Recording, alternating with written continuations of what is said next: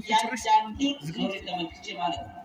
እዚህ ገዳም ላይ እዚህ ደብር ላይ በሰበካ ጉባኤው ልማት ክፍል በደብሩ ልማት ክፍል በስውሯ ማርያም ጉዞ ማህበር በጋራ በመሆን 18 ትልቅ ፕሮጀክቶችን አንዱ ፕሮጀክት ሚሊየን የሚፈጅ ገንዘብ ማለት ነው የሚፈጅ ፕሮጀክት ተሰርቶ ግማሹ ለምርቃት ደርሷል፣ ግማሹ ጫፍ ላይ ደርሷል፣ ግማሹ በቀጣይ ዓመታት ይሰራሉ ተብሎ የታሰቡ ናቸው።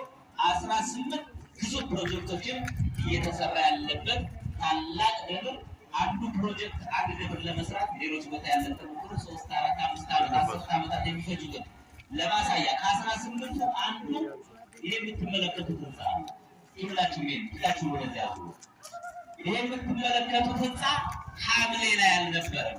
ሐምሌ 2017 ዓመተ ምህረት አልነበረም። ሐምሌ መጨረሻ የመሰረት ድንጋይ ተጥሎ ዛሬ በ6 ወር ውስጥ ይሄ የምትመለከቱት ደረጃ ደርሷል።